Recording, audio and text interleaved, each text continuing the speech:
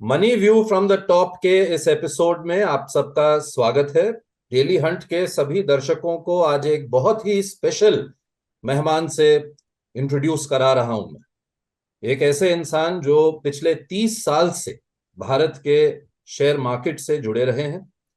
इस देश में सबसे अव्वल नंबर के जो फंड मैनेजर्स हैं उनमें इनकी गिनती होती, और बहुत सैकड़ों कहूंगा लाखों लोगों के लिए उन्होंने बहुत अच्छी वेल्थ बनाई है। और इन्वेस्टर एजुकेशन की जब बात होती है तो हमेशा तैयार रहते हैं लोगों को एजुकेट करने के लिए। राजीव ठक्कर जो डायरेक्टर हैं और सीआईओ हैं पराग पारिख म्यूचुअल फंड के, बहुत ही सक्सेसफुल म्यूचुअल फंड हाउस है जो इनके फाउंडर पराग पारिख जी थे। उन्होंने शुरू किया था, और राजीव सीआईओ बतौर डायरेक्टर बतौर इसको आगे लेकर जा रहे हैं, उनकी लेगेसी को। बहुत बहुत धन्यवाद राजीव हमारे साथ जुड़ने के लिए। डेली हंट के दर्शक ज्यादातर युवा हैं और युवती हैं, तो आपसे जरूर इक्विटीज के बारे में जानना चाहेंगे। तो सबसे पहला मेरा सवाल यह है कि अभी हाल ही में आपने अपनी जो एक एनुअल जनरल मीटिंग आप करते हैं, सभी जो यूनिट होल्डर्स हैं आपके उनको आप आमंत्रित करते हैं, और शायद इकलौते आप फंड हाउस हैं जो ऐसी एक्टिविटी करते हैं। जो वॉरेन बफेट अमेरिका में करते हैं वही उससे प्रेरित होकर आप लोगों ने भी ये किया है। उसमें आपकी प्रेजेंटेशन आपने की, बहुत सराही गई सोशल मीडिया पर। तो संक्षेप में आप अगर बताएं शुरू में कि इस वक्त भारत का जो माहौल है मार्केट का, वो आपको किस तरह से लग रहा है। वॉलेटिलिटी बहुत है, ग्लोबल फैक्टर्स बहुत हैं प्ले में, लेकिन फिर भी आज जब हम रिकॉर्ड कर रहे हैं इस इंटरव्यू को तो लगभग ऑल टाइम हाईज के करीब है। अब जब तक ये इंटरव्यू प्ले आउट होगा पता नहीं क्या होगा, लेकिन ये मूवमेंट्स तो चलती रहती हैं, हजार हजार पॉइंट। लेकिन आपकी नजरिए में आपके दो या तीन पॉइंट इस वक्त क्या होंगे उस इंसान के लिए जो निवेश करना चाहता है इक्विटी। विवेक जी, बहुत बहुत धन्यवाद इस अवसर के लिए, इस अपॉर्चुनिटी के लिए। अगर अपने इंटरव्यू से किसी का भला होता हो या किसी को राह मिलती हो निवेश में और वेल्थ क्रिएशन की ओर, तो ये मेरा सौभाग्य होगा। आपने जो बात पूछी और जो दिलचस्प बात यह है कि बाजार ऑल टाइम हाई पर है, तो अगर हम कोई भी इंडेक्स की जर्नी देखें, सेंसेक्स को ले या निफ्टी को ले, ये बार बार ऑल टाइम हाई पर जाना ही है। और कोई भी जो इन्वेस्टमेंट है, निवेश है, उसे हम कुछ बरसों के बाद देखें तो ऑल टाइम हाई पर ही होगा। अगर बैंक एफडी की भी बात करें तो उसमें ब्याज जोड़कर 6 महीने बाद आपकी बैंक एफडी भी ऑल टाइम हाई पर होगी। तो जो ध्यान में रखना चाहिए वो ना कि इंडेक्स का लेवल क्या है अभी या गुणांक क्या है। जो ध्यान में रखना है वो ये चीज है कि वैल्यूएशन कैसे है। अगर कंपनियों के मुनाफे बढ़ रहे हैं और शेयर के दाम साथ साथ बढ़ रहे हैं तो कोई चिंता की बात नहीं है। अगर सिर्फ शेयर के दाम बढ़ रहे हैं और कंपनी के मुनाफे नहीं बढ़ रहे हैं तो ये चिंता का विषय है। और अगर बहुत तेज रफ्तार से अगर शेयर मार्केट ऊपर चली जाए और अगर मुनाफे ना बढ़ते हो या इकोनॉमिक एक्टिविटी ना बढ़ रही हो, तो वो चिंताजनक बात है। उसे हम स्पेक्युलेटिव बबल कहते हैं, या उसे एक बहुत ही खतरनाक खतरनाक वातावरण के तौर पर देखते हैं। तो ये ध्यान में रखना है। अभी की जो बात करें तो जो हमारी जो नतीजे आए हैं कंपनियों के, वो अच्छे हैं ओवरऑल। ज्यादा कुछ चिंता की बात नहीं है। अगर मैक्रो एनवायरनमेंट देखें तो ब्याज के दर या इन्फ्लेशन या जो भी देखें, तो ये उतार चढ़ाव बने रहता है मेरे ख्याल से। आज अगर आपने युवा और युवती की बात करी, अगर कोई आज 20-25 साल की उम्र का व्यक्ति है तो उसे आगे 20-25-30 साल है उसे रिटायरमेंट के लिए, तो काफी लंबा समय है जिसमें निवेश करना है। तो मेरे हिसाब से ये उतार चढ़ाव पर ध्यान न रख के हर महीने सिस्टमेटिकली निवेश करना चाहिए। और यही सलाह दूंगा मैं लोगों हम्म। को। अच्छी बात यह है राजीव जी के पिछले 2-3 सालों में एसआईपी अगर देखें, एक बहुत ही पॉपुलर विकल्प हो चुका है अब म्यूचुअल फंड इंडस्ट्री के लिए। हर महीने वहां पर भी रिकॉर्ड हाइज हो रहे हैं। और अब 13,000 करोड़ हर महीने एसआईपी के जरिए आ रहे हैं। लेकिन हालांकि ये नंबर बहुत बड़ा लगता है, लेकिन अगर भारत देश की हाउस होल्ड सेविंग्स देखें, उसमें ये अभी भी बहुत ही एक छोटा परसेंटेज है, और काफी उम्मीद है इसको आगे बढ़ने की।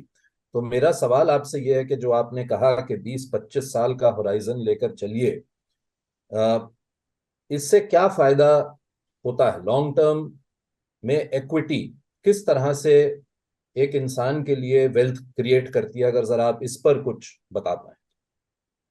तो सबसे पहले हम ये समझते हैं कि इक्विटी होती क्या है। ये कोई ऐसी चीज नहीं है, सिर्फ ऐसी चीज नहीं है जिसके दाम ऊपर नीचे जाते हो, या जिसमें अनुमान लगाना होता है कि एक हफ्ते बाद इसके दाम ऊपर जाएंगे या नीचे जाएंगे। जब कोई भी व्यक्ति इक्विटी में निवेश करता है तो वो एक तरह से हिस्सेदार बनता है उस कंपनी के कारोबार में। और हम जब कारोबार की बात करें तो अगर कोई बैंकिंग कंपनी है, कोई सॉफ्टवेयर कंपनी है, तो हम अगर एचडीएफसी बैंक में निवेश करते हैं या टाटा कंसल्टेंसी सर्विसेज में निवेश करते हैं, तो हम उस बैंक के कारोबार में निवेश करते हैं और सॉफ्टवेयर कंपनी के कारोबार में निवेश करते हैं। अब जो व्यवसाय है, जो बिजनेस है, उसमें उतार चढ़ाव बने रहता है। कभी सेल्स बढ़ते हैं, कभी सेल्स कुछ कम होते हैं, कभी मुनाफा तेज रफ्तार से बढ़ता है, कभी कुछ नरम होता है। तो ये उतार चढ़ाव आने ही है और उसके लिए हमें तैयार रहना चाहिए।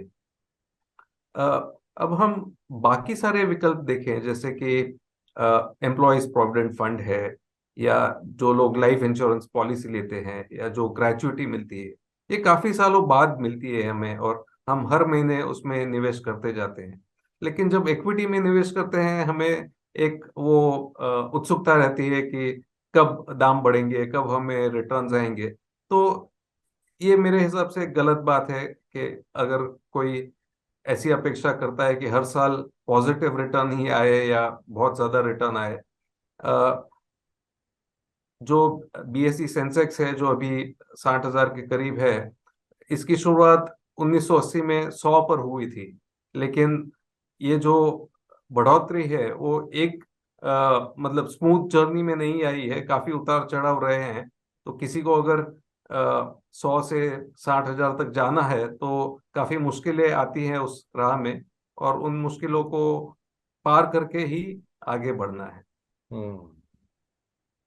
मुश्किल की बात यह है राजीव जी, और आपने भी ये अपने करियर में देखा है कि लोग कहीं ना कहीं इक्विटी को एक ट्रेडिंग मानकर चल बैठते हैं। और अभी हमने पिछले 2-3 साल में जहां एक तरफ म्यूचुअल फंड में काफी सैकड़ों निवेशक देखे, ऑलमोस्ट डबल हो गए फोलियोज, वहीं पर डायरेक्ट ट्रेडिंग के भी अकाउंट्स उतनी ही तेजी या उससे भी तेजी से बढ़े। अब होता यह है कि निवेशक आते हैं, जब देखते हैं बाजार ऊपर चढ़ रहा है तो फिर ट्रेडिंग करने के लिए आ जाते हैं, खुद स्टॉक खरीदने आ जाते हैं। फिर जब उनका नुकसान होता है तो फिर पूरी एसेट क्लास ही बदनाम हो जाती है। यही देखा गया, आपने भी देखा है कई साइकिल्स में ऐसा ही होता है। क्या ये बदल रहा है? क्या ये मेंटालिटी अब बदल रही है आपके मुताबिक? और किसी यंग निवेशक को आप क्या एडवाइस देंगे कि या तो थोड़ी सी फी देकर आपकी और आपकी जो बड़ी टीम है, इतने सालों की एक्सपीरियंस वाली टीम है, उस पर भरोसा करें, कि जाकर खुद जाकर अपनी स्टॉक पिकिंग करें, या दोनों करें? आप क्या एडवाइस देंगे? तो सबसे पहले हम फर्क समझ लेते हैं ट्रेडिंग में और निवेश में। अगर आप और मैं एक ताश की बाजी लगाते हैं और जुआ खेलते हैं, तो क्या हम दोनों एक साथ में जीत सकते हैं? अगर हम दोनों ही खेल रहे हो तो हम हमारा दोनों का जीतना मुमकिन नहीं है। अगर आप जीतते हैं तो मैं हारूंगा, अगर मैं जीतता हूं तो आप हारेंगे। तो ये एक तरह से ट्रेडिंग हो गया। अगर कोई फ्यूचर ऑप्शन में खरीदता है, बेचता है और मुनाफा कमाता है, तो सामने कोई और घाटा करता है। तो इसे जो टेक्निकल टर्म है, जो इसे जीरो सम गेम कहते हैं। अगर कुल मुनाफा और नुकसान जोड़ ले तो वो शून्य पर आ जाता है। किसी की जीत होती है, किसी की हार होती है। तो ये ट्रेडिंग हो गया। तो इन्वेस्टिंग क्या है? अगर आप और मैं साथ में मिलके एक कारोबार शुरू करें, समझिए एक रेस्टोरेंट शुरू करते हैं दिल्ली में या मुंबई में, और अगर वो रेस्टोरेंट अच्छा चल पड़ा, अगर उसका कारोबार बढ़ गया, तो हम दोनों मुनाफा कमा सकते हैं। इसमें जीरो सम गेम की बात नहीं है, एक को खोना नहीं है दूसरे को कमाने के लिए।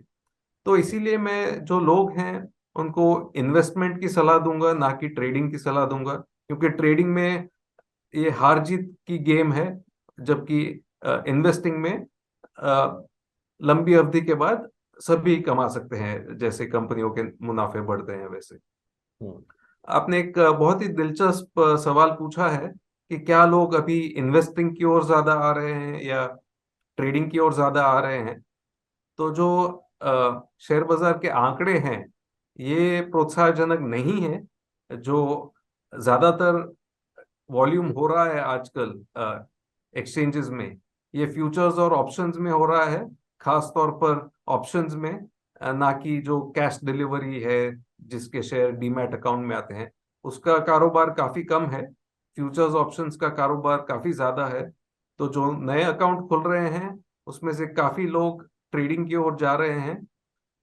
और ये बहुत ही आसान लगता है शुरू शुरू में, जब बाजार बढ़ रहा हो और टिप के तौर पर या कोई भी शेयर ले लिया और बढ़ गया, तो खुशी होती है कि मुनाफा हो गया। लेकिन उतार चढ़ाव होते रहते हैं और कभी घाटा भी हो सकता है, तो इसमें सावधानी बरतनी चाहिए। हम्म। दूसरा आपने सवाल पूछा, खुद निवेश करना चाहिए शेयर लेकर या म्यूचुअल फंड में पैसे डालने चाहिए। तो मेरे हिसाब से खुद अगर निवेश करना है, अगर इक्विटी खरीदने हैं, तो दो तीन चीजों की समझ होनी आवश्यक है उसमें। एक तो जो कंपनी का व्यवसाय है, कारोबार है, वो किस तरह से चलता है उसकी समझ होनी चाहिए। दूसरी चीज ये है, थोड़ी बहुत अकाउंटेंसी या फाइनेंस की समझ होनी चाहिए, यानी कंपनी के बैलेंस शीट कैसे हैं, उनके प्रॉफिट एंड लॉस अकाउंट कैसे हैं, वैल्यूएशन कैसा है। ये दो तीन चीजों की समझ होनी जरूरी है। बहुत ही कठिन नहीं है, मतलब लोग इस पे काम करके समझ सकते हैं, लेकिन शुरुआत में ज्यादातर पैसे मेरे हिसाब से फंड में डालने चाहिए, म्यूचुअल फंड में। और जैसे जैसे जो नया निवेशक है उसे एक्सपर्टीज आए, उसे समझ आए बैलेंस शीट पढ़ने की या कंपनी एनालाइज करने की, तो वो खुद भी कोशिश कर सकते हैं निवेश करने की। लेकिन शुरुआती तौर पर जब एक्सपर्टीज ज्यादा ना हो और ज्यादा समझ ना हो, तो मेरे हिसाब से उन्हें म्यूचुअल फंड का रास्ता अपनाना चाहिए। हम्म। राजीव जी, आपने 1980 की बात की। अ, और अगर देखें पिछले 25-30 साल जो गुजरे हैं, जब आपने और मैंने अपना करियर शुरू किया, तो उसमें अगर अगेन आंकड़े देखें तो कई ऐसे म्यूचुअल फंड्स हैं, स्कीम्स हैं, जिन्होंने 20% CAGR से भी ज्यादा दिया। और उसके भी अगर करीब आए पिछले 10 साल भी, 15 साल भी, तो कुछ ऐसी स्कीम्स हैं। लेकिन अफसोस की बात यह है कि इनमें अधिकतर जो निवेशक थे, जो शुरू में आए थे, वो 25 साल टिके ही नहीं कभी। तो उन्होंने उस तरह की वेल्थ देखी ही नहीं। लेकिन मेरा सवाल आपसे यह है कि हम हमेशा यही कहते हैं कि जो पास्ट ट्रैक रिकॉर्ड है, जो पास्ट में रिटर्न्स आए हैं, वो देखकर आप ना निवेश करें, क्योंकि हो सकता है आगे चलकर ऐसे रिटर्न्स ना मिले। लेकिन मैं आपसे कोई स्पेसिफिक रिटर्न नहीं मांगूंगा। मैं जानता हूं आप इस तरह का कोई आंकड़ा और कोई भी शायद दे भी नहीं सकता कि क्या होंगे रिटर्न। लेकिन मैं मैक्रो लेवल पर आपसे ये जानना चाहता हूं कि अगर हम अगले 15-20 साल की भारत की स्टोरी देखें, चाहे उसकी इकोनॉमी देखें, चाहे उसकी हाउस होल्ड सेविंग्स जो इक्विटी में आ सकती है उसको देखें, उसकी कंपनीज जो हैं, कुछ तो बहुत पुरानी हैं, अच्छी हैं, कुछ नई नई भी आ रही हैं IPO के जरिए। तो अगर ये सब देख के अगले 15-20 साल का अगर मैं आपसे पूछूं कि आप क्या अगर इतना टाइम फ्रेम लेकर आप बुलिश हैं भारत पे इस वक्त? आप मानते हैं अगले, आज अगर कोई निवेश करेगा और 15-20 साल तक रहेगा, जो हमारी जनरेशन ने शायद नहीं किया, तो अच्छे खासे वेल्थ बन सकती है? मेरे ख्याल से बिल्कुल वेल्थ बन सकती है। तो जो अर्थशास्त्री हैं और जो काफी सारी चीजें देखते हैं, तो एक चीज जो लोग देखते हैं वो डेमोग्राफिक देखते हैं, यानी जो देश है उसकी युवा पॉपुलेशन कितनी है।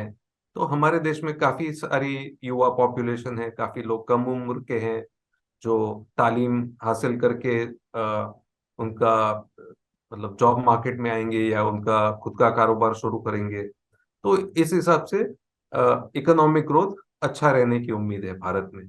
लोग कहते हैं 6%, 7%, 8% तक ग्रोथ की परसेंटेज आ सकती है, जीडीपी ग्रोथ इंडिया में। अब कंपनियों के मुनाफे कहाँ से आते हैं? कंपनियों के मुनाफे जीडीपी ग्रोथ और प्राइसिंग पावर से आते हैं। तो अगर हम 7-8% जीडीपी ग्रोथ की दर लें और 5% इन्फ्लेशन लें, तो जो कंपनियों के मुनाफे हैं 13% तक बढ़ सकते हैं अगर ऐसी परिस्थिति रही तो। और जब कंपनियों के मुनाफे बढ़ते हैं तो शेयरों के दाम भी बढ़ते हैं। तो आज की परिस्थिति जो है जहां पर बैंक के ब्याज दर 6%, 7% तक है, तो अगर कंपनियों के मुनाफे 12-13% बढ़ने की उम्मीद है, तो मेरे हिसाब से ये एक अच्छी परिस्थिति है और लोगों को इक्विटी एसेट क्लास को नजरअंदाज नहीं करना चाहिए और इसमें निवेश करना चाहिए वेल्थ क्रिएशन के लिए। हम्म। राजीव जी, सेबी ने पिछले 2-3-4 साल में काफी चेंजेस किए म्यूचुअल फंड की कैटेगराइजेशन में, और कई तरह की नई कैटेगरीज लाए जो सिंपल हैं लोगों को समझने के लिए, लेकिन मेरे मुताबिक अ, अभी भी बहुत सी कैटेगरीज हैं। इक्विटी है, डेट है, डेट में अलग कैटेगरीज हैं, इक्विटी में अलग कैटेगरीज हैं। तो जो एक नया निवेशक है, हालांकि हम हमेशा यही कहते हैं और एक बार फिर कह रहा हूं मैं सबसे, कि किसी अच्छे फाइनेंशियल एडवाइजर के थ्रू आप जाएं अपनी जर्नी में, क्योंकि वही आपको गाइड कर सकते हैं अच्छे से। लेकिन कोई छोटा निवेशक है, छोटे शहर में है, शुरू करना चाहता है निवेश म्यूचुअल फंड में, तो हालांकि इसमें कोई फिक्स्ड आंसर आप नहीं दे पाएंगे क्योंकि सबकी परिस्थिति अलग होती है। लेकिन अगर कोई बिल्कुल ही न्यू इन्वेस्टर है, यंग है, और थोड़ा फ्लेवर लेना चाहते हैं कि भाई हम शुरू करें कहीं से, तो आपकी क्या राय होगी कि कैटेगरी वाइज कौन सी एक अच्छी कैटेगरी हो सकती है? जैसे पहले हम कहते थे अगर आप शुरू कर रहे हैं तो डाइवर्सिफाइड इक्विटी फंड से करिए। अब नई नई कैटेगरीज आ गई हैं, उनमें इनोवेशंस हुई हैं कैटेगरीज में। तो आपकी क्या राय होगी, एक शुरुआती निवेशक को कहाँ से शुरुआत करें? अगर बहुत ही शुरुआती दौर है, अगर उसने पहले कभी निवेश नहीं किया है, तो मेरे हिसाब से पहला जो फंड होना चाहिए या पहली जो सिलेक्शन होनी चाहिए, मेरे हिसाब से कोई इंडेक्स फंड ले लें। और उसमें ज़्यादा रिसर्च की आवश्यकता नहीं है, ज़्यादा मॉनिटरिंग की आवश्यकता नहीं है। तो मेरे हिसाब से कोई अच्छा निफ्टी फंड लेकर उसे लंबी अवधि तक लेना चाहिए। और अगर किसी को थोड़ी ज्यादा समझ है, थोड़ा रिसर्च किया हुआ है, तो लार्ज कैप और फ्लेक्सी कैप ये दो अच्छी कैटेगरीज है शुरुआत करने के लिए। तो इंडेक्स फंड्स, लार्ज कैप और फ्लेक्सी कैप, ये 3 कैटेगरी में लोग निवेश कर सकते हैं। एक आखिरी सवाल राजीव जी, एसेट एलोकेशन, यानी कि क्योंकि कई बार ये होता है कि फ्लेवर ऑफ द सीजन कोई चीज बन जाती है। अब जैसे कई लोग कह रहे हैं कि डेट में बहुत अच्छे रिटर्न्स मिल रहे हैं तो सब लोग वहां पे दौड़ना शुरू करेंगे, फिर इक्विटी मार्केट चढ़ जाएगी, सब लोग वहां दौड़ना शुरू कर देंगे। लेकिन जो अच्छे फाइनेंशियल प्लानर्स हैं, आप जैसे लोग हैं, हमेशा एसेट एलोकेशन की बात करते हैं कि हर एक अलग अलग एसेट में आपकी एलोकेशन होनी चाहिए। कितनी होनी चाहिए वो आपके मल्टीपल फैक्टर्स पे डिपेंड कर सकती है। लेकिन कुछ मार्केट गुरु से मैंने ये भी सुना है कि 90% जो आपके रिटर्न्स आते हैं वो एसेट एलोकेशन से आते हैं, ना कि किसी टाइमिंग से, ना किसी पर्टिकुलर एक एसेट क्लास से। तो अगर आप इस पे जरा कुछ बता सकें कि एसेट एलोकेशन की क्या अहमियत है एक पोर्टफोलियो। तो जो डेट में जो रिटर्न आते हैं, समझिए आप अगर लिक्विड फंड में पैसे डालते हैं या आप बैंक फिक्स डिपॉजिट में पैसे डालते हैं, तो आपको कितने पैसे वापस आएंगे ये ज्यादातर निश्चिंत होता है, मतलब ज्यादा उसमें वेरिएशन नहीं आता है। आपको पता है 6 महीने बाद, 1 साल बाद कितने पैसे आपके पास होंगे। तो अगर की जो कॉर्पस है, आपकी जो अमाउंट है जो आप निवेश करना चाहते हैं, इसकी जरूरत अगर आपको 6 महीने में, 1 साल में, 2 साल में है, तो वो पैसे आपको इक्विटी में नहीं डालने हैं। क्योंकि अगर आप इक्विटी मार्केट की जर्नी देखें, उतार चढ़ाव देखें, तो कोविड में 40% की गिरावट आई थी। 2008 में जो फाइनेंशियल क्राइसिस हुई थी, वहाँ 50-55% तक की गिरावट आई थी। तो जो आपको पैसे कम अवधि में चाहिए, उसे इक्विटी में नहीं डालने चाहिए, ज्यादातर आपको उसे डेट में डालना चाहिए। अगर आपके जो लंबी अवधि के जो गोल्स हैं, जैसे कि रिटायरमेंट है, जैसे कि चाइल्ड एजुकेशन के, या मैरिज है, या अगर बाद में जाके आपको कोई घर खरीदना है, अगर ऐसे लंबी अवधि के जो गोल्स हैं, इसके लिए इक्विटी में निवेश करना चाहिए। दूसरी बात ये ध्यान में रखनी है कि जो युवा और युवती हैं जिनकी कम उम्र है, उनके ज्यादातर पैसे इक्विटी में जाने चाहिए, क्योंकि उनके पास ज्यादा समय है निवेश करने के लिए, और उन्हें मंथली एक्सपेंडिचर के लिए रिटर्न की आवश्यकता नहीं है। जो लोग रिटायर्ड लोग हैं या रिटायरमेंट के करीब हैं, उनको ज्यादातर पैसे डेट इन्वेस्टमेंट में डालने चाहिए, क्योंकि उन्हें हर महीने कुछ इनकम चाहिए उसमें से, तो वैसे पैसे इक्विटी में नहीं डालने चाहिए। तो ये कुछ बातें हैं जिसे ध्यान में रख के निवेश करना चाहिए। हमसे बातचीत करने के लिए राजीव जी, अपना कीमती समय निकालने के लिए बहुत बहुत धन्यवाद। मैं उम्मीद करता हूं कि आप, आपकी टीम और नील पारेख जो भी आए थे इस शो पर आपसे पहले, आप सबको मेरी बेस्ट विशेस। आप अच्छा काम कर रहे हैं और ये करते रहें। पराग पारिक जी की जो एक लेगेसी है उसे आगे चलाते रहें। बहुत बहुत धन्यवाद आने के लिए। धन्यवाद विवेक।